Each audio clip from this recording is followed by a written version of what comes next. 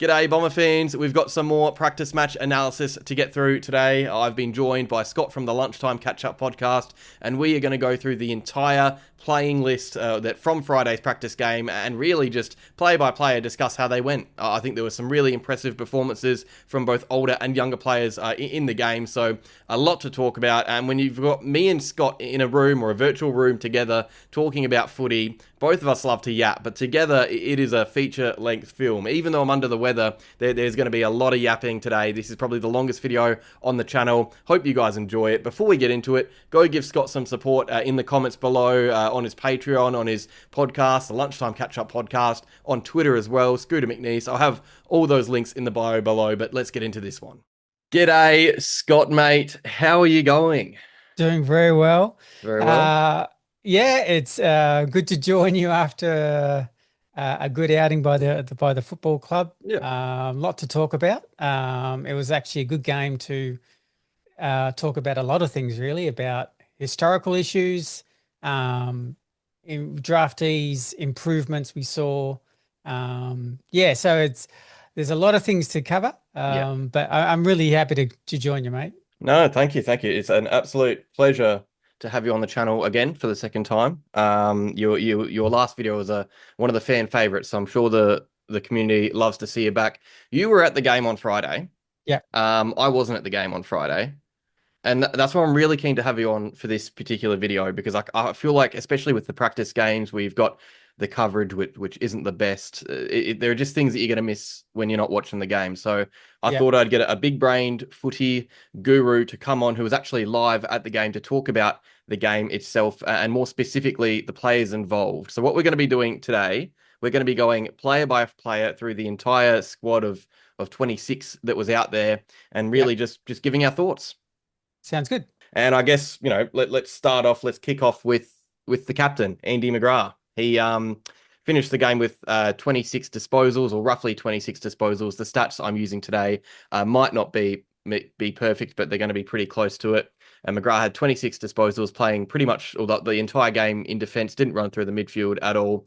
Yeah. Shaky start along with the rest of the team. Yeah.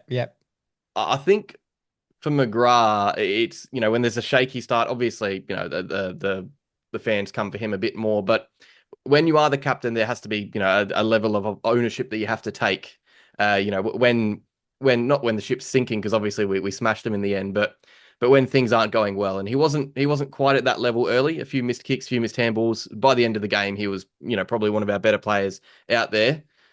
Thoughts? Look, I agree. Like, it's even our start. I know you mentioned on your previous show about Essendon starting often poorly, and last year we got burnt quite a lot by having that kind of 6-to-goal-1 starts or 5-to-goal-1, and straight away, 15 minutes of the game is kind of 4-goals-to-1, and that's just I was just thinking as the game was going on, it's not just a coaching thing. That would be Andy McGrath as well, about what can I do to have the team switched on. When the coin toss is done, how do I dress a group? When we're all in a circle, how do I dress it before we go out? What kind of, so how do we get this group to be really focused and switched on when the ball is bounced? Because, as great as the second quarter was, we can't keep replicating this stuff when we're playing the Geelongs and the Lions and probably the Swans and these teams this year who will just go, thanks, we'll take that 4-goal lead and just sit on that and make it 6 or 7 by the end of the game. So that's the challenge for him as captain. But look, it is an unofficial practice match. In everything I'm going to say probably today, I'm not going to go too over the top, as far as positive or negative, because as his first game as captain in his first quarter. So you can't go, but it's just a learning thing for him about maybe how do I get the group, off to a real good mental focus straight away. But look, he actually had a very solid game. I thought his last 3 quarters, I thought his pressure was really good. I saw him obviously live at the game, quite vocal, trying to set up the teams, trying to set up the structures. So that's kind of what you want. So look, as the game went on, he just got better and better. Yeah. So it was a pretty solid outing. Yeah, defensively, he was on Mansell a lot of the game. I think he even spent a bit of time on Sam Lawler from memory. Obviously the senior Richmond players were most of them were missing, so there weren't too many names for him to really be Yeah, accountable for. But the players he was on, he was accountable for. Late in the game, he kind of brushed off the cobwebs a little bit, as did the rest of the team.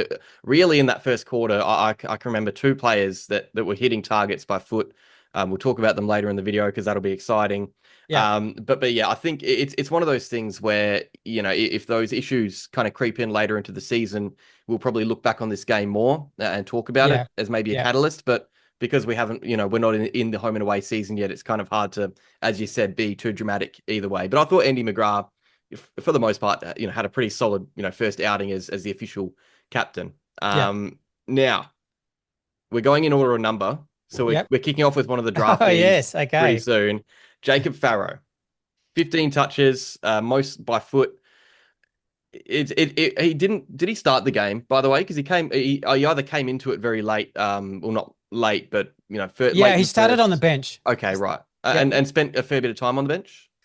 Um, or I probably didn't take a Okay. notice enough. Because To, I do think he played in the VFL a bit after as well. He kicked a okay. goal in the VFL after, so he wasn't playing full AFL minutes. Spent a bit of time in the Yeah. VFL practice match. So that might tell you that he was rested, early and Yeah. potentially late as well. But he does look very classy out there, Jacob Farrow. Yeah. It was funny. He was actually on our wing a lot. So Yes. to actually see him, within 20 meters, I was right on the fence, Oh, okay, with right. Fiona at Bomber Banter, and Yeah. um, yeah, to see him quite live. What struck me very, very quickly was just his composure and his thought process with the ball in hand. You could see him looking at the ground, assessing all the options, just making the right one. And yeah, I couldn't help thinking, like, after the game, driving home, I just sort of said to myself, I reckon we've got a really serious player here, Yeah. because that's his first game. Yeah, and I've seen this a lot where there's been a lot of nerves from first draftees. It's always their first game, even their practice game. They're a bit nervous. He didn't show any of that. Like, he just looked like he just belonged. Mm. So where I was probably before the game going, "Oh, I think he's just on the outsider of a round one." Maybe with the Ridley news. I just thought, gee, you know what? Now I'm leaning on the other side Yeah. of. But look, I will see. I do want to see the St Kilda game for a whole lot of reasons for a whole lot of players, because I think I really like that we're coming up against a Ross Lyon coach team. So I like. I'll be interested to see how Farrow handles that. He'll have much better kind of older quality around him. Mm. So it'll be interesting to see. But look, you couldn't help but be impressed with what you saw. Yeah. He of the draftees, I don't think I remember him looking uncomfortable with the footy. Like some of the Yeah. little side steps he was doing in traffic, which you kind of have come accustomed to seeing him at training and in his junior footy. He does look like he could be a serious player. I mean, we don't know what the coach is going to be doing, but I think this guy's going to play, early into the season, if not round one. Yeah. And this is the type of player when he starts playing, he doesn't really leave the team. Obviously, you don't Yes. know with form and Yeah. everything, but this is someone who could play, hopefully a lot of footy for the club. He did look seriously good out there, I thought. And of all the draftees, he was probably the one that impressed me most, or was closest to, AFL level. So that was really good to see. And then you go to the other side of the spectrum to one of our senior players returning from injury, Darcy Parish, who was probably the story of the day Mm. in many ways. Over 20 disposals, kicked a couple of really nice, classy goals. That's something that you kind of forget, by the way. I remember 2021. Darcy Parish is a classy player in front of goals. Anzac Yeah. Day when he won that He doesn't medal. miss, does he? No, he converts. Yeah, and people criticize him for his ball use, but he genuinely, at his best, is a class above. When going for goals. So he was, I'd say personally, best on ground for the Bombers. I don't know if you share the same sentiment. Well, I had him two votes. I probably Okay. had, I had, well, I was, well, in fairness, I thought for half an hour, I was deciding between Caldwell and Parish. I didn't know which Mm. way to go. So in my head, they're both kind of even, but I just felt the tandem. You almost said the tandem of Yeah, Caldwell and Parish were just so strong. But Parish, um, yeah, I mean, maybe his 2 goals, in fairness, gets him over the line. But it was a fantastic game. it was. One thing live that I appreciated more, he was his behind the scenes and in the clinch, his physicality and his defensive structures. Yep. He's not always been known for that, Mm. but I actually thought he actually looked quite disciplined in both ways, running both ways. If he adds that element to his game, then yeah, he becomes a huge player for us. That's Yeah. just whether people like it or not, and you get frustrated with the odd kick or not. Paddy Cripps does the odd kick or not. Dangerfield does the odd kick. This is what you want is a guy who can just find the footy that much, scores goals, and just gives us territory all game. Yeah. That's what Darcy Parish can do. And Taranto, Hopper, and sometimes Layla and a few other guys, they just had no answer. They just could not have no answer to stop him. Look, it was perfect. It was a perfect way for him to start.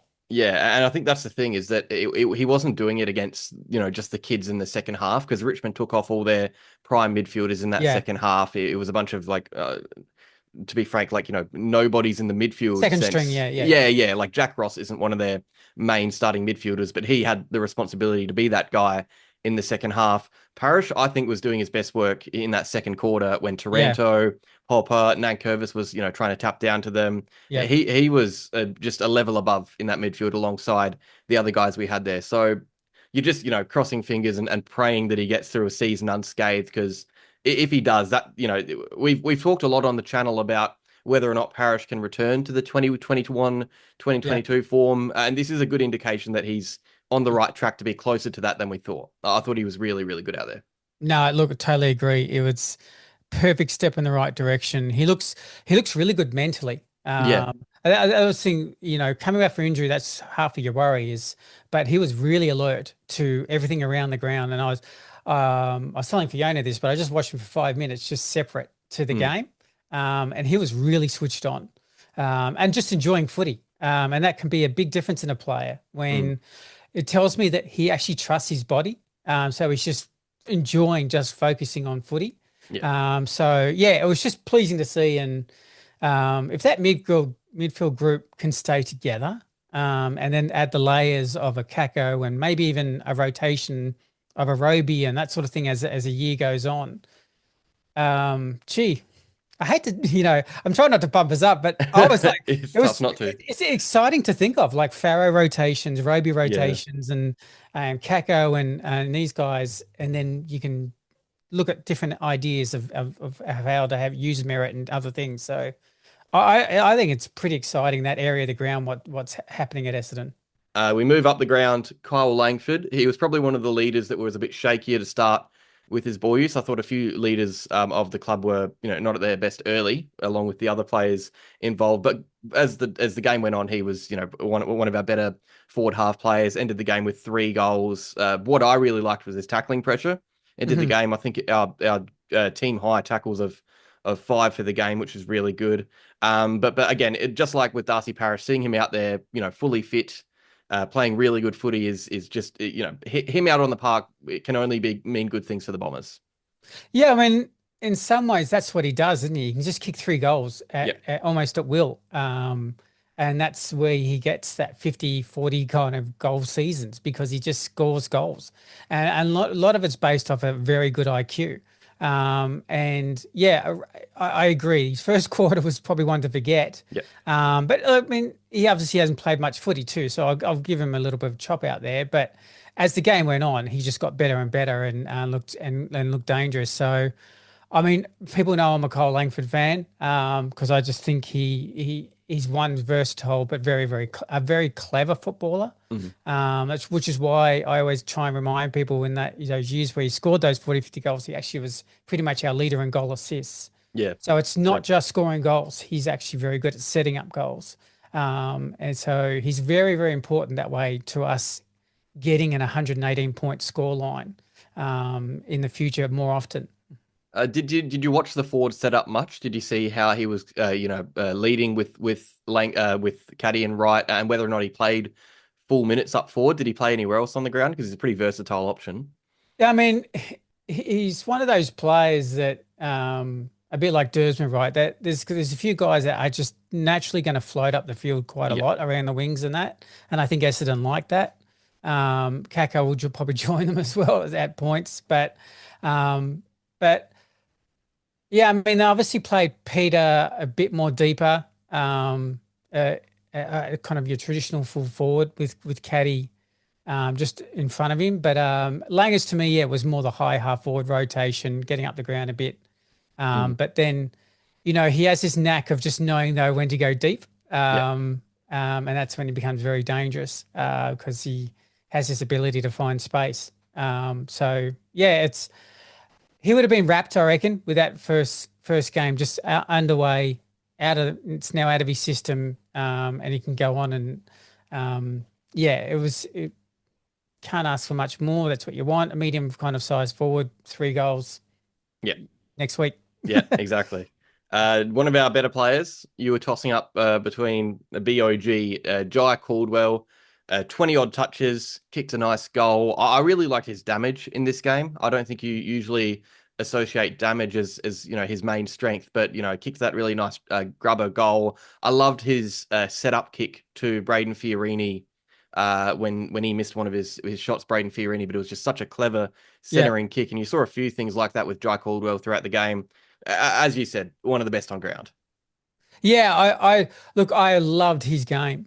Mm. And just being at the game, just watching him close, um, it feels like I can't see it in actual definition, but it feels like his strength and his power was really on show.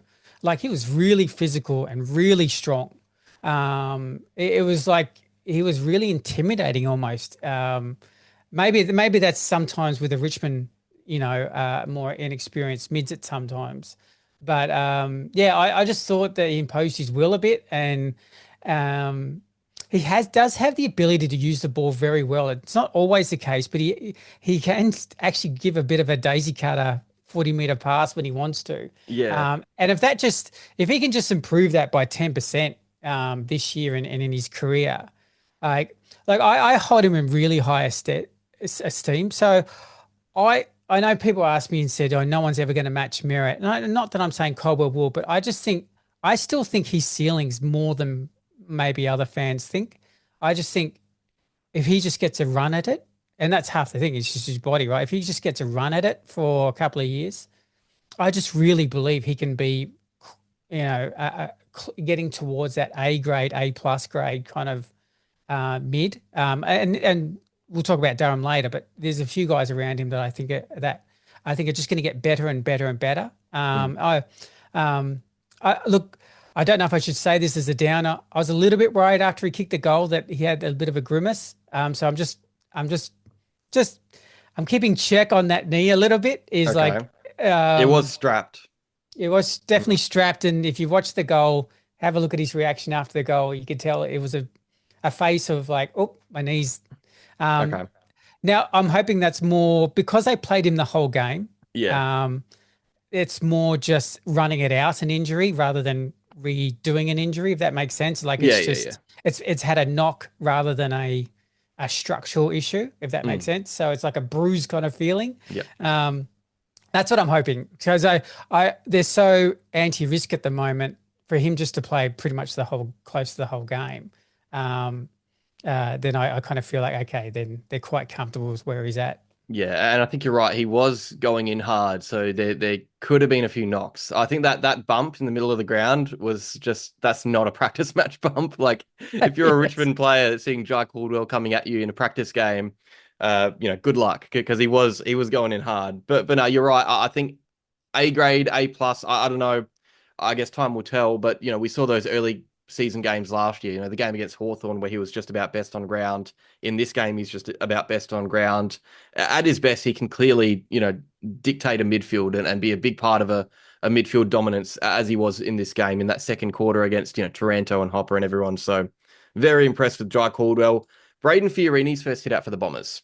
18 touches, patrolling on that wing, getting a few chances at goal, not managing to nail any of them. Kicked 3 behinds for the day. Yeah. I think it's a sneaky, really good game if he manages to get a couple of those goals. I think he'd be a big talking point out of this game if he'd managed to convert a little bit better, because his chances weren't even, you'd say, difficult ones. He had a set shot 30 out in front, a few options, chances at goal throughout the game. But I did like him in his first hit out. No, I agree. There was enough to like. We definitely, this Essendon Football Club needed some smart players, guys who have good football awareness, good positioning. So he's kind of an instant relief there. And he had been kicking goals quite regularly from all track watches. Yeah. So I think that was just a weird anomaly that he missed 2 probably shots that from 30 yards out that he probably would nail in a heartbeat. Whether that's just his first game, he just got a bit funny, but yeah, I think he nails them normally. And so if you factor that in, that he actually had 3 shots on goal on the wing, that's Essendon would be crying out for that kind of wingman to come in. He's always sound defensively. There's a little play actually, it was right in front of me, where he actually took the game on around the wing. Like he was right on the boundary line. I thought he was going to just take it out. I thought the ball was going to go out, but he decided to actually kind of tuck the ball under the arm and just get her. Actually, I was just pointing out to, I think it might have been Brucey or someone, but that we know. So is he quicker than I thought he was? It was just actually a bit of an underrated play. I was like, oh, that was actually a bit of speed there from Brayden. But no, again, it's just an upgrade of what we've had previously on the wing. Yeah. And it was like an obvious one for us who watch Essendon regularly go, well, that's an actual, we've actually got a natural wingman, which is just a relief. Jade Gresham. So, no offense to Jade Gresham, but when you're going into a practice game like this, you're looking out for the younger players. He's not one of the first players that you're really paying attention to. I think he came on after halftime. Is that correct? Yeah. So didn't play much of the game. I thought when he was on the ball, he did some nice things, and there were some roles that he was playing. He obviously went through the midfield a little bit, which is what he's been doing in training.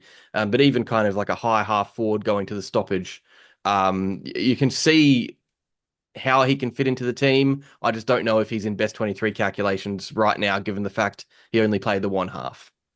Yeah, and correct me if I'm wrong, or the listeners, but I actually felt it even came on a little bit deeper into the third quarter. I thought it was like really late, him coming on. And they put him into the midfield just to help out, because I think Parish might have got a little bit relieved then, and just say, you take a break. And Durham had already come off by that stage as well. And to his credit, he played the midfield role actually quite well. Like he looked, and he's been doing that with all the track watchers he's been owning. Like his midfield craft has actually been really, really good. His biggest issue is that's not where we kind of want him to shine, because that's where we've got our depth. So it's kind of interesting that they're not playing him forward.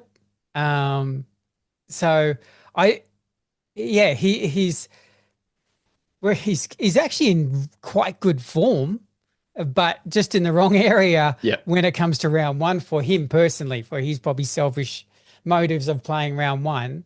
But credit to him, all you can do is play well though when even if you've got only 30 minutes game time or 40 minutes game time, all you can do is just play well in the role you've been asked to. And he did. And I thought he did it quite well, actually. Yeah, came on second half when a few of their players had come off, but you can only really play who's in front of you, and you did notice him when he was on the footy. He was genuinely all right out there. It's going to be interesting to see if he actually gets minutes for that St Kilda game. That's what I'm going to be curious, because you cut down the squad sizes to, 26 again, I guess, but you get Zach Merritt back in the team, who's going to be in that midfield. You get more time out of a few of the other midfielders in there as well. So yeah, that'll be an interesting one looking at the squad, Jade Gresham. And so will Dyson Sharp, I think, actually, because he's another player who he showed signs clearly in his first hit out. He's clearly ready for the contest, and got a fair bit of the footy. But the first half of the game, he was playing as that high half forward coming up to stoppages.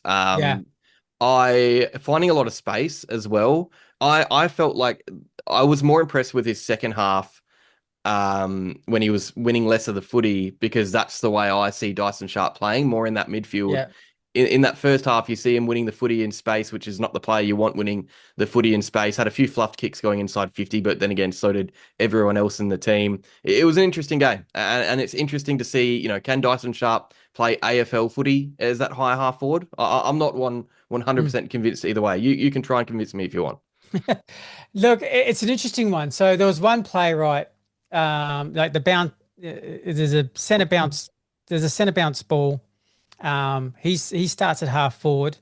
Um, the ball gets tapped down and it goes to an instant stoppage. And basically just went straight up. And so they had four around the ball all of a sudden. So he wasn't even playing that high half forward role. As soon as the ball was bounced, he was amongst Caldwell, Durham, with that group as an extra kind of physical midfielder. There's obviously a little bit to physically intimidate Richmond, maybe, but it was interesting that though it was a high half forward role, it was clearly sometimes an extra man in the stoppages. Yeah. As soon as the ball was bounced, kind of thing. Like he didn't spend hardly any time actually in the forward line. No. He was just a rotating extra midfielder to have around stoppages to help us win the ball more.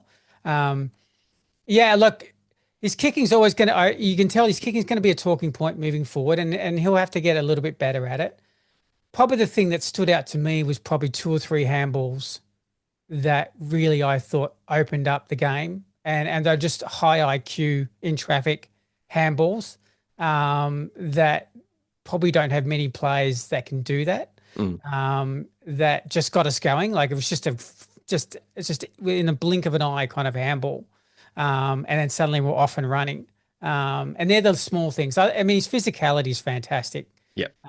So there was enough there for me to just be quite comfortable. Look, I definitely think he can kick better than that. I think that first quarter, I actually wondered if the group was a little bit too anxious and uptight in this game, because it felt like it was just an instant 15 minutes of a very uptight, anxious, wanting to play well, but almost doing it like as a negative. We were just over handballing guys over their heads, and everything was just like kicking and handballing. Everything was to the extreme. Once we settled down, even Sharpie, I just saw everyone was a little bit more crisper, more under control. Again, what did he have? Like 20, 21? Did you say? 19, 20, something like that. Mostly handballs in traffic. Yeah. And that's what you want. I mean, he'll end up helping out Parish and Caldwell big time, because he's going to help Parish play his more running game instead of being relied on being the center clearance guy. So the flow-on effect is actually the Caldwell and Parish getting more off the chain and being running and distributing. It was. I think you can clearly say to me, it was a really just good, solid hit out. And he would know things now to work on for the next game. Yeah, I agree. I think, and it'll be an interesting conversation to kind of, to discuss how we fit all those midfielders into the same team against full AFL opposition. I was honestly a bit frustrated when Taranto, Hopper, and whatnot came off the field, because that's when Sharp went through the midfield. And that wasn't by, I don't think that was the club, letting him do that. They'd probably rather him get a few minutes against Taranto and Hopper and whatnot. And maybe that'll be the case next week against St Kilda. But he did look in that second half. I think it started in the first, he might have won the first clearance with one of those hand passes. And you were just like, that's an AFL midfielder right there. Yeah, exactly. It was just the little visible signs of, you go, oh, that's really good. Just that little small things, that's all you want in your first unofficial practice game. Just give me some signs. Yeah, and only the one tackle, but a lot of, half tackles that put opposition under pressure as well. That's why the tackle count can sometimes be deceiving, because I would have said that he would have had, 3, 4, or 5 just on the eye test. But it's a lot of those, half tackles, little pushes, putting players under pressure. So clearly he doesn't mind the body contact at all. Yep. Another player that came on late, Vigo Visentini, just the 2 touches, 14 hit-outs. He was going up against Oliver Hayes-Brown, Richmond's backup ruck for most of the game when he came on. Was sat behind defence a lot, behind the ball a lot of the time, resting down there. Yeah.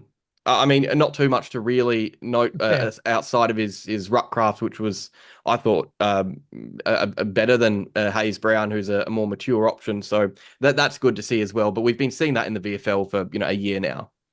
Yeah, I mean, with Vigo, we know what we've got probably as a more as a tap kind of maybe Yeah, future option.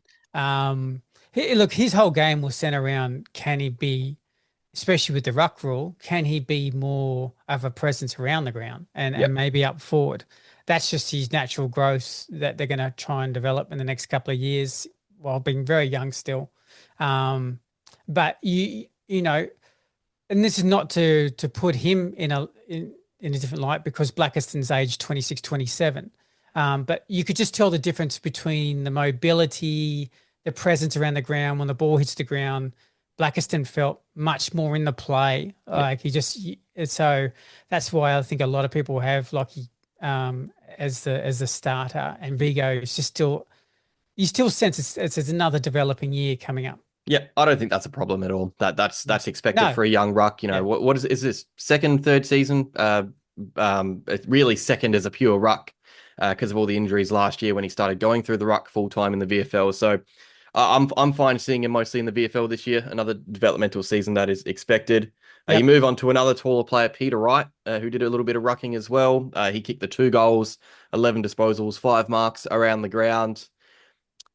Interesting game from Peter Wright, actually. Managed to hit the scoreboard. I don't really remember, thinking about him too much in this game. I guess that's not a bad thing, necessarily. Yeah. Because he went about his business and kicked a couple of goals. Yeah.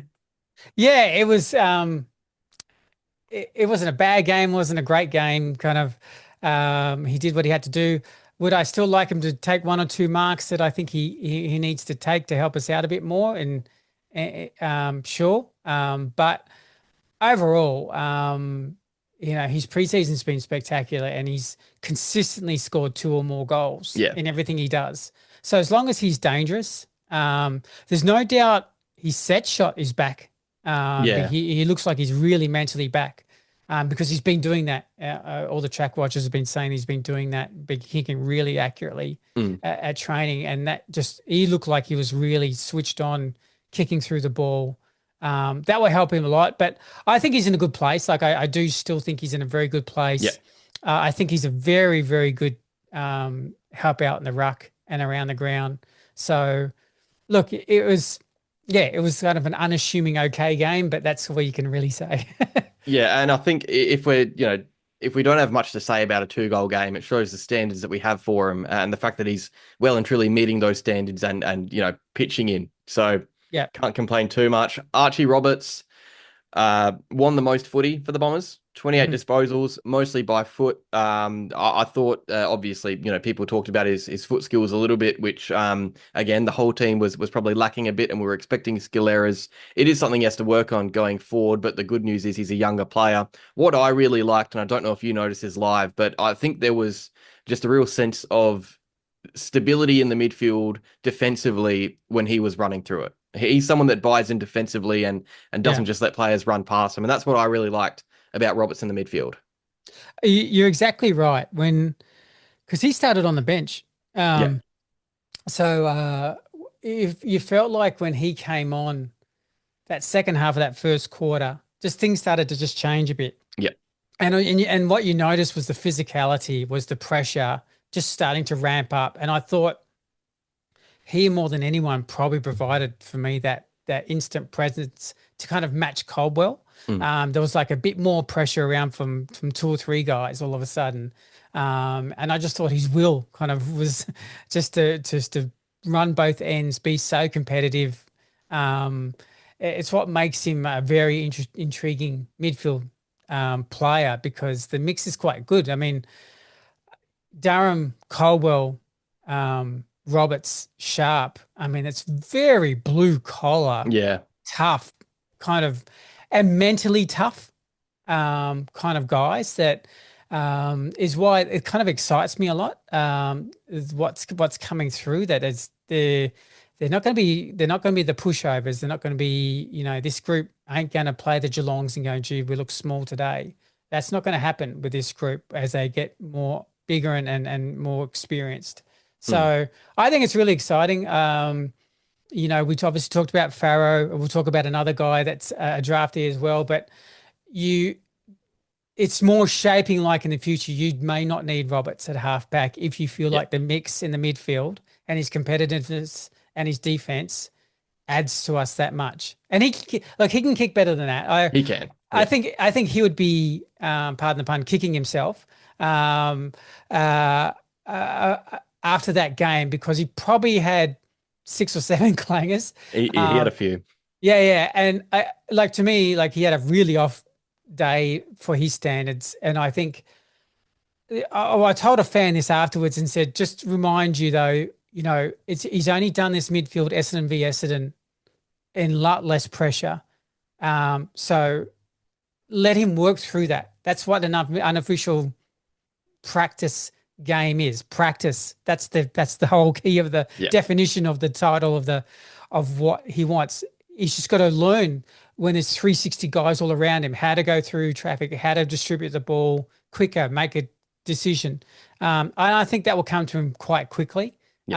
So there's much more positives than negatives with what we're seeing of the Archie Roberts coming through as a midfielder. Another part of that midfield brigade, Sam Durham, came off at halftime. I'm not 100% sure if that was a plan before the game or if it was precautionary when he had that little trip on the wing. You would have been, it had good vision of that. It was that wing that you were on when he was tripped over. It looked pretty properly getting up. Yeah, to me, it looks precautionary move. Yep. Look, he may not have played much longer than that.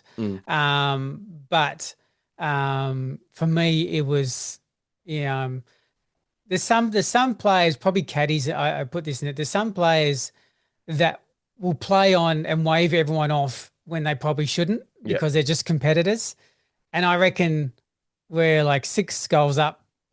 That's enough. It was unbelievable the first half, and you didn't need to prove anything. It was just get him off. Make sure the ankle. If it needs ice, quickly get it ice. But it didn't look much at all. It didn't. It looked like it was just very precautionary, and he would be fine. But I kind of backed them and just saying, okay, you've played enough, and just let's get a new rotation. Yeah, we'll hope that's the case. But obviously the good news about that contract extension as well. I thought this guy, I genuinely thought he was probably our best on ground in that first half. And he was the first player in a weird way, because it's not something you associate with Sam Durham, but to really level things up and find options around the ground. It took us 21 minutes to get a mark inside 50, and it was Sam Durham's kick to Archer May, which was that first mark inside 50, just a grass cutter, heading inside there. And then, of course, he kicked that goal as well on his left foot. So, and the left foot pass to Caddy too in the second quarter. Yeah. And this is someone, again, you don't associate him with good ball use, but he can use both sides of his body. He's a 360 player in every way, by hand, by foot. So, yeah, we just hope that foot isn't an issue because, again, like with Caldwell, like with these other younger players, it's not only the future, but this is a player ready to go now. Yeah, exactly. It's been a few years we've been talking about him as that potential breakout option, and really it's just about staying fit, I think. No, he's ready to shine. I reckon he's just ready to shine. Yeah. Jaxon Prior's first real hit out on the wing against opposition for the Bombers. 9 disposals, quite a game. But I think when you're a wingman having a quite a game, it's not always a bad thing. Again, the opposition wasn't anything too crazy, but we really kept our structure well and made it pretty hard for Richmond to transition the footy after quarter time. And the wings are a big part in that, buying in defensively, which is what Jaxon Prior was doing. So this is the kind of footy he was playing at Brisbane as well, where he's not winning heaps of the footy on the wing, but he's kind of being that solid option for the team structure and system, to make sure that it doesn't fall apart. So I think this is kind of the footy we can expect from Jaxon Prior out on that wing. Yeah, and it's interesting because when you listen to the track watchers and talking to, the Fionas and those sort of things, it's been a common vibe there for when you see the stats. Fiorini's wing gets a lot of it, and he's got the 18 touches. Fiorini and they seem to be going through that wing quite a lot. I was watching him closely. I was actually really impressed, which comes naturally to him, with his defensive side of his wing, and just making sure and closing up the space, and he structurally was really well set up. So he was doing a lot of team things that may not be a stat, Yep. but actually overall helped us. Either created a pass, sometimes he did a bit of blocking, bit of shepherding. So look, yeah, did he set the world on fire? No, but he did a lot of team things I think Scott would notice Yeah. more than maybe fans would. That's probably why they kind of like him. But if he does get the ball, then he does have the left boot. Look, yeah, it was kind of like you'd kind of do that classic 6 out of 10, 7 out of 10. It was Yeah. okay. But and those ratings are important to teams. It's kind of Yep. that if you're because it's just the Jaxon Prior kind of role. He's filling that wing role until someone else can take it. In my eyes, and Yep. and for the time being, he's a serviceable player out there. He just gets his job done. He gets to work, and that's exactly what he did without setting the world alight. Archer May started off, with a bang. That kick from outside 50 was lovely, and that's something that we've obviously seen last year a little bit before the injury as well. Finished off the game a bit quieter with just the 4 disposals. Struggled to really get into it with those senior, the Peter Wrights, the Langfords, the Caddies around him. I'm not sure if May played a full game. Do you know? Um, I thought he played most of it.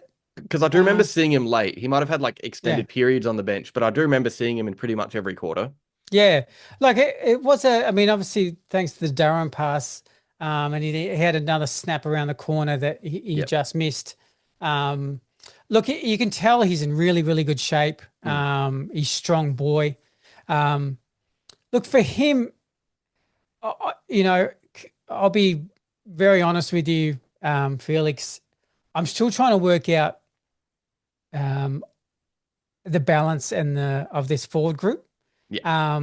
I still found frustratingly sometimes Richmond off halfback getting it out a little bit too easy at times, and that's what I'm trying to work out. I mean, Kako's obviously got to get back into that group. How does that play out? I'm kind of having this debate in my head if May is just one tool too much, and I like the Langford Caddy right, and then rather the El Achkar Kako Duursma kind of setup, with maybe even another runner being Clarke, kind of that rotating seventh forward. Um, I'm more worried about him more that if he's not going to kick a load of goals, are we, what's his role otherwise? For the greater team kind of feel, especially like round one Hawthorn, right? Yeah. It feels like, do you rotate a Merritt through there with Kako and an El Achkar and have a bit of speed? So it's, yeah, I was hoping he was going to kick maybe a 3 or 4 to try and convince me otherwise, but his game was like, I could see he was really putting in and everything like that. And he's had a ripping preseason. I'm still torn a bit with him about what the end fit was with the final kind of 6 group. I agree. I think it's hard to find room for him round one. I think it probably, like, you just suspect it takes an injury to occur or bad form from players to occur for him to find his way into the team. But the Yeah. fact that he's getting games early alongside Langford, which he hasn't had before, Yeah. and probably even Caddy. I don't know if he's played much with Caddy either because he had that injury, or they both had that injury at the back end of the year. So the fact that he's getting those chances, I guess, helps, and he's getting familiar with these players. But yeah, I personally, I think mobility wise, he's a fairly mobile key forward, but it's not mobile enough against a Hawthorn with that defense that can just completely burn teams on the Yeah. rebound. So yeah. But someone who will be in that forward line, rather interestingly, is Xavier Duursma. So he's off the wing, playing lots of forward minutes. I thought he was pretty good. Kicked a nice goal as well. Didn't bring out the bow and arrow, which was disappointing. No. I was expecting that, but first signs from his forward role were pretty good. Got a lot of the ball too. Yeah, I thought it was a great outing actually. I think he thought he actually kicked one. to the Oh, right of screen. yeah, yeah, yeah, I was right behind that, and if it did hit the post, it was very, very just. yeah. I don't think he thought it went through, but no, I mean the key for him is he looked dangerous as a scorer, but then he's so physical and so proud of his defense, and yeah, yeah. I mean, I understand the move. There's is that eternal debate, right? It's just like he looks sometimes so good on the wing, but it did just for the very short term of one game.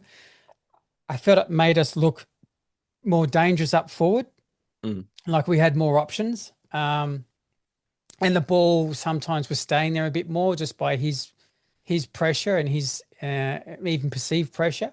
So look, Duursma's just I think he's a bit of a fan favorite, just the way he can do the funniest little odd thing, but then you could never question he how much he wants to win and how much he wants to put in, and it's I've just a great player to watch, and just glad he's on my team. Let's get on to Max Kondogiannis. All When right. when we were talking about This doing is this a video, 45-minute podcast from here yeah, on. yeah, you know what? Let's just talk for another hour about Max Kondogiannis, to be honest, because this when we was talking about this video a couple of days ago, this guy's name came up because I think we were both very excited with what he showed out there. I'll let you go. Tell me about Max Kondogiannis in the flesh. How did he look? Yeah, well, I understand when you said Farrow was probably the highlight of the draftees in some ways. Yeah. And I get that because and it's all fairness. Max was the one I was thinking about the most, though, out of the draftees, mainly because he is in the pick 30s, and you just hope, can you steal one? You know, everyone knows the name that we passed up when we picked Farrow. We all thought Mail. When Roby got picked, we all thought there was going to be a very obvious halfback coming into our program that got skipped, and we got Farrow. But the three training sessions I've been to and everything like that, I love the fact that that's the best I've seen him look. Yeah. And on every front, I thought defensively he was punching. Yeah, he was. Jump. Yep. He was really good in that. He actually looks like he's been in the gym since he's been drafted. I was thinking that he because this is I didn't think he'd be playing much footy because of his size. He was a lankier player, but he looks a lot bigger. Yeah, he does, and you kind of feel it. Yeah. But he's I mean, a play to the right of screen where he was deep in defence, kicks it 40 yards, just takes the dangerous kick, ends up us scoring just from his dangerous kick. Then on the left of screen, he does the same thing. He has a 45-meter kick out to the wing, opens it up. Right late in the last quarter when he just tucked the ball, went for a bounce, then just nailed the 30-meter pass, and then off we went. I mean, there's the three plays that I get so excited about. Yeah. That tells me that, while we're talking about the Roberts maybe going to the midfield, things aren't as bad as, I mean, honestly, to see Max and Farrow sometimes near halfback have that kind of skill level. Even Maxi doing a bit of a sidestep at one stage around a guy. I thought it was strangely quite a mature performance from Kondogiannis. I was going to say it didn't feel like a first year. It felt like a second or third year player in their first practice game. Yeah. Yeah. So I was absolutely delighted with his game. He was, to me, I mean, maybe I'm a bit favourable, but I nudged him across everyone as far as the draftees and said I just thought he was, because I do think he had so many punches up in packs where he was just so high in his leap.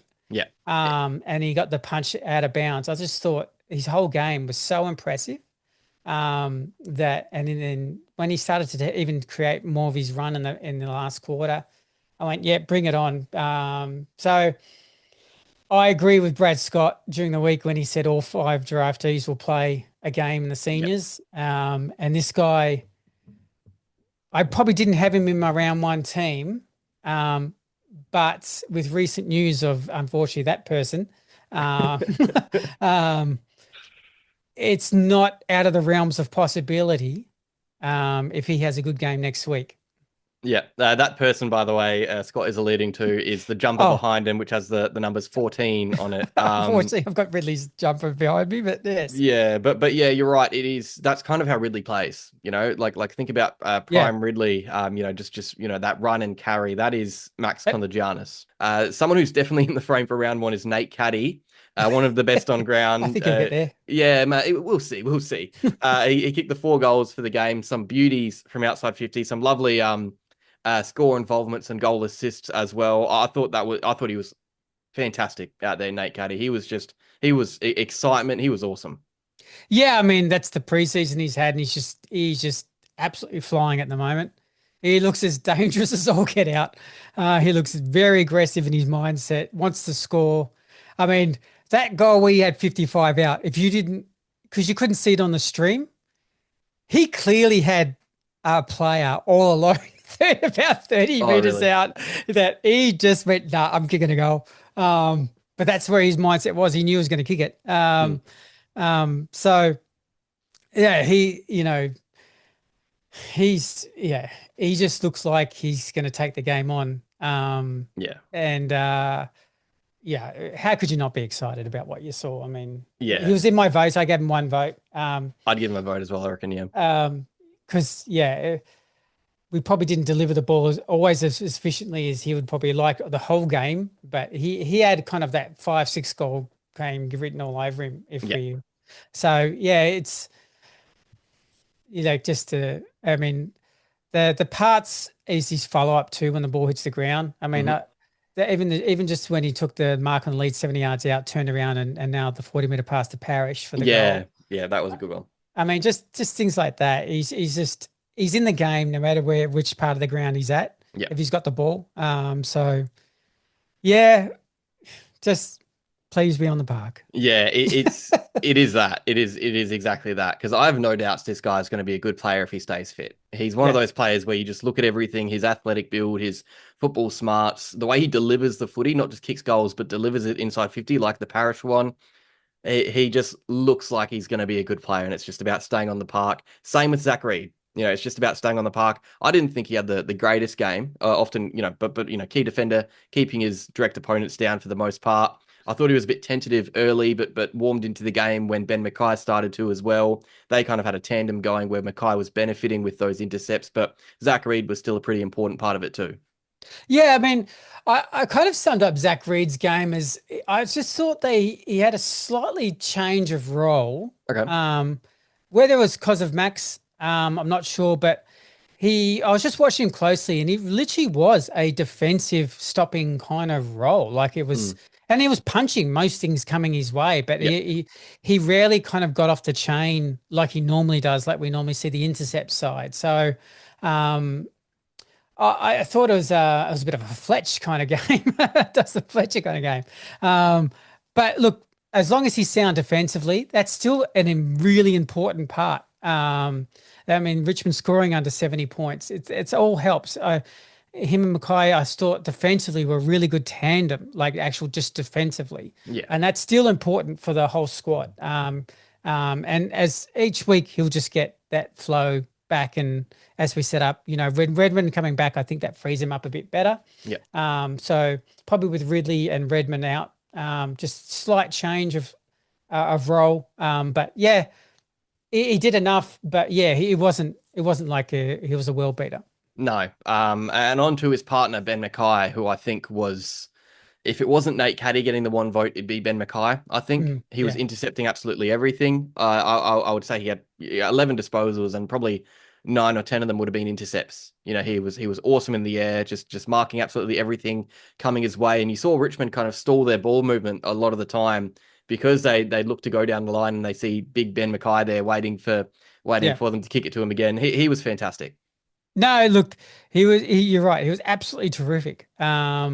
Looks in a really good headspace. I think him finally having a full preseason, he just looks different. Like he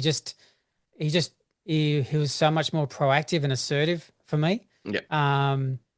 But he's also getting better, I find, at his in his kicking. Like he's actually quite a reliable kick for us. Yeah. Uh, And um, bit off a few tricky kicks as well. yeah. Yeah. Change of angles sometimes to the outer wing that he spots up, and he's taking it on and he's nailing the kicks. Because his kicking technique is actually not too bad. I mean, it's almost sometimes the 1 meter handball you're more Yeah. fearful than the Yeah. 30-meter kick. But yeah, I thought he looked in complete control down the back line. He was the general, Yeah. and Richmond just really struggled with him down there. So well done, Ben. Yeah, good signs. Good signs. Also, good signs from Hussien El Achkar.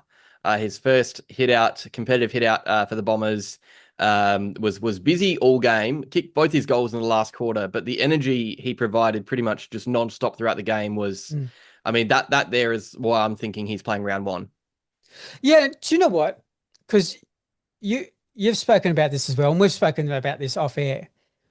I love the fact that in the last quarter on a 30-degree day, he kicked 2 goals. Yeah, Like, I wasn't sure that was going to be where I saw him running wise and maybe, still thinking through the game. Will his match fitness kind yeah, of catch up to him very quickly? But I thought it was actually a really pleasing game. Like yeah, in my head, when I watched it again, went just underrated, really good game yeah, without his partner in crime as well. Who's been huge for him this preseason, Kako. To do that kind of 14 2-goal, 4-tackle kind of game, I just thought it was a really good. He just looked like he was dangerous the whole game, but just annoyingly perceived pressure, just running guys down. So, I mean, from where I thought draft night when he got drafted to now in my head saying he's a lock for round one yeah. against the Hawthorn Football Club is a tremendous credit to him. And he's worked obviously his butt off. This is a really good story coming through of a very big urgent need that we needed. I'm just enjoying the whole Achkar train at the moment. I just keep bringing it on, and he just keeps match him. He just keeps kicking goals. He gets 4 the match him before the week before. Kicks 2 here, 2 goals, 1 here.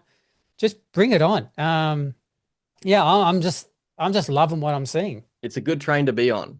And I love that everything this preseason's about it's been the combo of Huss and Kako. Kako is missing this game and he's still having a huge impact. And that is so important to me. That's what I needed to see heading into round one to know that he's, really someone that can play for us. Oh, just one thing too. Yeah, go for it. There was about 3 times I made a joke and I said, for about a decade, that's the best front and center positioning I've seen from a small forward at Essendon for almost a decade. I just thought his positioning when they were kicking it long was just so good. So his IQ of where to be at the fall of the ball, I think that's a really good sign for us. No, you're right. And it's like sometimes you see that positioning and you're thinking watching live, is he too close to the pack? Is he this? Is he that? And the ball just finds him anyway. It's better positioning than you can tell watching live. Yeah. It's where it like catches you a bit by surprise. Like, oh, he knew where to be. Like he's in the right spot. He knows more than us. He is just a crafty small forward. Yeah. You move on to another small forward, Matt Guelfi, who didn't have the most exciting of days. It's never really exciting footy with Matt Guelfi, to be honest, but he managed to hit the scoreboard. He did the Matt Guelfi kind of usual game where he can both impress you 1 minute and then frustrate you the next. I think the moment where he took the goal of Dyson Sharp, who won a free kick and blazed away. But it was kind of just a Matt Guelfi day out there. Yeah, look, it didn't overly set the world on fire. No. You know what you get with Matt. And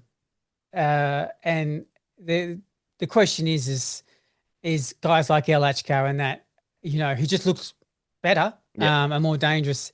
Where does he sit now with that group, and where does he sit now moving forward? So, it's. I say this sincerely. I think he's a genuinely good depth player. I agree. That that we can have, but I probably don't have him in my best 23. I also agree. I think that game, Huss has definitely taken over for me. He just looked the Yeah. more livelier of the two Yeah. Yeah. players. Angus Clarke, he was playing absolutely everywhere. I don't know. You can't really say the set position because, even in quarters, he'd be changing roles a bit. He was defense, wing, forward. I think everywhere he showed really good signs. I liked his tackling pressure, won a few holding the ball free kicks. There's Yep. been lots of talk about his preseason being a bit lackluster in 2026, but I think he showed quite a lot in this game. And for me, I was debating whether or not he's in that best 23 to start based on form, but he was one of our, better 23 players out there. No, I agree. I actually thought his game was really strong. Yeah. It seemed to me that he was playing a lot of high half forward more than anything. I know he rotated a lot, but he seemed to be coming out of high half forward and then rotating up in the wing a bit. But I just thought it was a really strong game. Mm. And there was always, people have been hearing from the track watchers going, he hasn't really set the world on fire. That was, I mean, they all told me that was his best session of the year. So, and that can happen. Yeah. Where I famously said I thought Roberts had a poor preseason the year before, and he came second in the Crichton.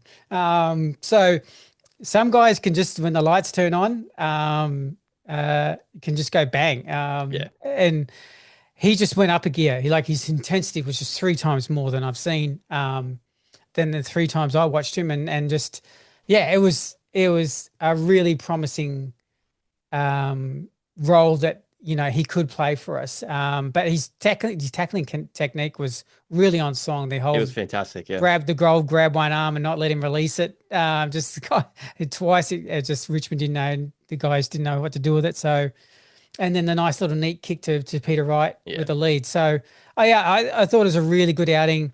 I do love the fact that whenever there's any sort of fake wrestling going on, he's the first one to go. He was yapping away. He always is. He doesn't stop. Even if you didn't watch it on the stream, just behind the scenes, he's yapping away all the time. But Yeah. it was like a whole gong went off. Like this, all right, there's an opposition. All right, I'm up and about now. It's almost like he struggles against Essendon because it's his brothers he's playing against. Yeah. But no, like, there's an opposition. I hate them. Yeah. So yeah, I was really encouraged by what I saw. Yeah, no, it was really good to see.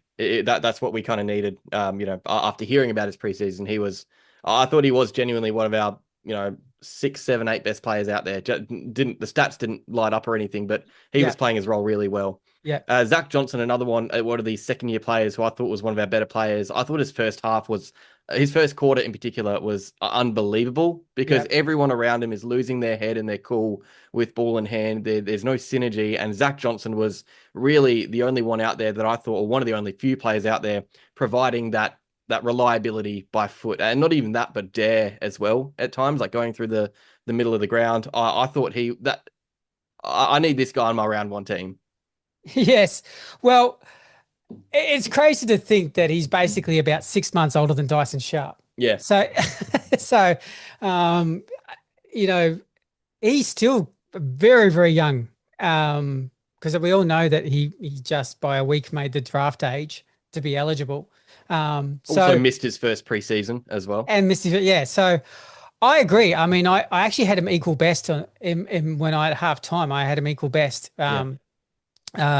Just simply because he was the only guy that was just consistently hitting the target and helping us out. Yeah. I mean, obviously the run through the middle with the beautiful couple of passes that set up the Fiorini point. He just was creative. He looks like he's just gaining a bit more physicality in his game too. That's is a really important step for him. But yeah, I mean, he is such an intriguing player that when everyone talks about best 23s, he's probably my hardest to know what to do because there's this kind of I love his talent and I'm trying to work out a spot. I think a lot of fans, I'll get your opinion. This is going to be an opinion moment. Okay. I think a lot of fans are trying to work out would you even try Zak Johnson on a wing where maybe even over a Prior. Or Oh, do you go Prior's defensive side, or it's interesting. I think it's an interesting comment to have because to me, as a wingman, and he could rotate forward a bit. I just think he's got so much creativity that would. I'm kind of inclined to give it a go. I think in the VFL, definitely. I think in the AFL, you want that, team-wide stability that Johnson wouldn't provide because defensively, he's not the most The defensive accountable part is player. the worry, yeah. But do you remember that VFL game where he took that mark, like 55 out from goal, just like span around without thinking about it and just Yeah. nailed it? It's the most Zak Johnson. Like it Yeah. was, it wasn't a surprise. Like Mm. it's just kind of the player he is. He can do. He's just so good by foot. You do want that ball use going inside 50 a bit more. Which is why when he was running through the middle of the ground, it was so exciting. But yeah, you want that defensive accountability more than anything. But either way, this guy in the team, I think it just brushes up our ball use. He was Yeah. so important early in this game, providing composure for us, which we just didn't have. Yeah. I think for that reason, if I'm Brad Scott, I'm thinking, what if that happens in an AFL game and we need a Zak Johnson out there who can use the footy? So I love him in the team wherever it is, to be honest. Saad El-Hawli, one of the players probably battling for spots with Zak Johnson, 18 touches. Also, by the way, Ramadan, which makes 31 Yep. degrees an even more impressive feat. It's crazy. I can't even go outside in 31 degrees sometimes, and these guys are playing footy without Yep. eating and drinking, so it's just ridiculous. But I thought he had a sneaky good game, a few Mm. chaotic moments, but provided us behind the ball. No, I thought it was a really good game. So yeah, he's definitely showing his marking and intercepting prowess for us, and his aerial side to his game. Yeah, he's another. He's a long list of intriguing guys that you go as a profile. We really would love that kind of guy in the team. Um, the more he cleans up with the disposal part, which was actually not too bad, No. but the more that just continues to grow, the more I think his chances of starting are much stronger. Yeah. How about your boy Jayden Nguyen? Oh well, BOG. So just without saying, no, I mean, I think the pleasing thing for me is he got the ball. Yeah, yeah. So, and look, obviously he's got the nice Layla poster mark on him. But that was a bit of a mismatch. But I like the fact he got 16 disposals, and I Yeah, like the fact that he's trying to run and carry and just, I can see in his mind he knows he's been told try and take the game on more, and I can see yeah, it, and sometimes I can see him double guessing, but that's fine. Just that's a practice match. But keep pushing that side of your game, Jayden, because that will unlock you even further. So I thought it was just good signs. I mean, there was the most biggest crunching tackle on the wing for us. It was funny. The stream doesn't do justice because it was right in front of us, and it was the whack. It was like a real loud whack that the whole mm, crowd heard, and he just went kamikaze like tackle. It yeah. should have been actually should have been dropping the ball, and he should have got the free, but we moved the ball on. But he's ferocious, man. He's just a sheer competitor. Love him. Yeah. Yeah, yeah. And It was a really good game. and the thing is, he's actually pretty good by foot. Like it's not like he's a bad kick and not trying to take on the game because of that. Like it is just a confidence thing. Category B rookie, younger player, obviously, but games like Yeah, this show you, he's not just a defender. And that's not what he should be in footy. He's obviously a great defender who can, one on one, take it up to some of the better small forwards in the game. But yeah. Friday showed us that he can actually use the footy as well. Like some of those runs were really pleasing. And No, yeah, exactly. finally, probably one of the more enticing and intriguing players heading into the year because we haven't seen him ruck until now. Lachlan Blakiston. So he was going up against Nankervis in the first half, had an easier mismatch later in the game, had the 20 hitouts, 9 disposals, really gave us first usage of all day, Lachlan Blakiston. It was promising signs. Yeah, that first 5 minutes of the second quarter, like Yeah, he took over the game in yeah, some way. So it was just getting, it was either through his tap work or him getting the ball himself or just winning us a free. But we had like 3 or 4 clearances in a row, and almost it was all down to him. Yeah. Yeah, so he was super impressive, and it's a I'm trying to work out in my head, not to be a downer. I'm trying to work out the modern game with Nankervis, how much that's affected him to how much Blakiston controlled him. But I still like the fact he played against Nankervis because there are going to be big brute kind of ruckman, and he was able to use his strengths and get us the ball more through his game, which was kind of more of a Blitzarves kind of game. Yeah. So I look from wondering where our ruck's going to be and what's going to happen. I at least think fans can see a pathway of an option for us. It might not work every week, but I think one thing for sure with his leap, it's not going to be like a whole lot of tap outs going to the opposition that we have to kind of rove to the other ruck. He's going to get his hands on the ball plenty because he's such a big leaper. Yeah. So, and that scoop with one hand off the ground, he did in the second quarter. I mean, that's a pretty skillful play. Yeah. For a ruckman. So he's got his. It does sometimes feel like there's a slight extra midfielder for us, and that's just a big bonus for us. So, look, I was really encouraged by what I saw. It is encouraging. I think there's two things that I think about with Lachie Blakiston, or two types of games that he could play.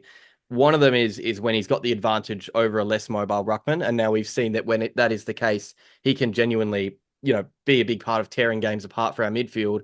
Yep. The next question is going to be what happens when he goes up against the Tom de Konings and the more mobile rucks, and we've got a good hit out next week and a good great test. Yeah, it will be, because that's the big question for me. I think we've seen half of his footy this year. When he's got the upper hand, it could be really beneficial for the club. But I'm not prepared yet to call him the main ruck off the back of the game against Nankervis, or the half against Nankervis. I will say, I did see, if I'm being honest, to counterbalance everything, there's a 2 or 3 times, definitely 2 times, the Richmond ruck was floating down to deep forward, and Blakiston got a bit lost. Right. So a de Koning and a Jaxon will clean him up on that front. So I'm no doubt the Essendon would be aware of that, but his defensive side when the ruckman goes down to be aggressive, he did get lost a few times, and just out of position. So that would be, and look, that he's very obviously inexperienced at AFL level, so that's just part of his development. But that's just something to watch, like you said, when he plays against those mobile rucks, that the defensive side. Now he played defense last year, so that helps a little bit. Yep. But I just noticed a few times that he just got out of position sometimes, and they just slipped away from him a bit when he was ball watching. Yeah, I think it's there's lots of talk in the media about well, not even in the media, just in general, about Blakiston's performance. It was clearly one of the better ones. Not trying to take the shine off it, because he was one of our best players. Probably best 4 or 5 players out in the park. But I'm really intrigued for next week. That's the big test. Yeah, because he's playing. He's going to play round 1 as well. But the question will be, how he goes against those rucks, how he can go against a dual ruck setup as well, which we'll face against the Hawks in round 1. I think promising signs early, though, definitely. I mean, in some ways, in the positive, it's fantastic he gets to play against de Koning next week before the real stuff starts. 100%. Because that's what you want. You wouldn't want him to play, even a Max Gawn. Like, you'd want him to play a mobile ruck just so they can have the videotape. There's a long break between round 1 and the St Kilda game. Yeah.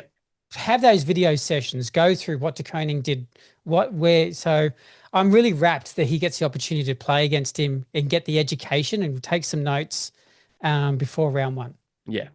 All right. Well, mate, that is all 26 players summed up in, I think that took a little over 5 minutes. Not too, I think this might be one of the longer videos I've had out on the channel, but we do like to yap. It was good fun though, and clearly positive performance, from the team overall with the win. But from a lot of the boys. And I think the most pleasing aspect, as you alluded to early in the video, is the fact that so many young players, the future of the club, were really looking, good. Yes, this is a glorified training drill. It's a practice match where results don't matter, but it was a very good training drill. The boys were looking, especially the younger boys, were looking right at home. And next week will be a bit more interesting against St Kilda when you've got more senior players around. But the signs are good. Exactly. It was you can only kind of report on what happened, and we were definitely, the mindset was to move the ball faster and get territory a lot more quicker. And for the most part, they did. They were physical so it was a really good first hit out. We stay calm and then see what the next week does, and then we'll assess that. And then stay calm again, because we did beat the dogs and the cats. Yes, yes. Yeah. So it is this.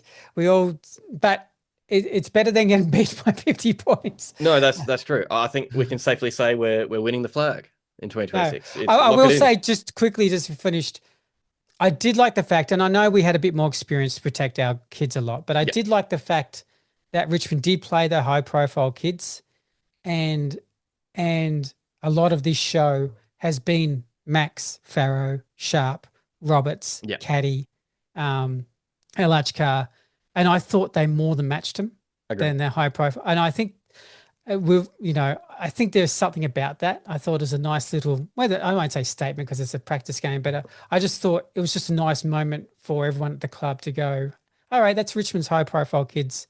Our kids stood up and then some. Yeah, I agree. Because these teams get compared, Essendon and Richmond. Like, we're both in very similar very fields. Heavy draft. Yeah, yes. Very heavy at the draft. And Richmond, they're doing, like, we're not trying to take anything away from Richmond. They've got such an exciting, young core. Sangreal was great. Yeah, exactly. But I think we're, very close to them in that regard. We've got some seriously talented players.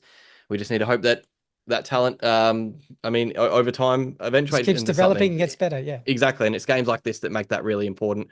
Mate, tell the viewers watching, or the listeners, what you've got coming up. You obviously co-host the Lunchtime Catch-Up podcast. Yeah, we're doing one. I'm actually doing one tonight, actually. So we're doing our main show that's coming out. That's going to be a review of the game and just what's been transpiring. New CEO. A lot of things have happened since our last main sort of public show. So that will come out. So either tonight or tomorrow. So look out for that. Awesome. Besides that, it's just enjoying footy and see what the Saints clash brings us. Exactly. Well, thank you so much for coming on, mate. I'll be seeing you shortly, I reckon. The season starts soon, and you were going to be heading out to the Talent League doubleheader to start the year, were you, potentially? Yeah. So I think Dylan Alexander's coming out as well. So I think Fiona wants to join now. I was talking to her about it. She seemed keen as well. We'll get a whole So it's going to be it's going to be the YouTube squad and me, the old school audio. So but it should be fun. Like, look, let's face it, Calder, it's going to be a very exciting to watch five of our NGAs play. So it's going to be exciting to watch Calder. So look forward to coming out, mate, and watching a game. And we'll be talking about the Cannons quite a lot this year, I'm sure, on both our channels. I think we'll be really talking about this 2026 draft crop and 2027 draft crop a lot. But thank you so much for joining me, Scott. It was a pleasure as always. That was a player-by-player review, Bomber fans. Make sure you like the video if you enjoyed it. Subscribe if you're new. Go check out the Lunchtime Catch-Up podcast. And as always, go Bombers.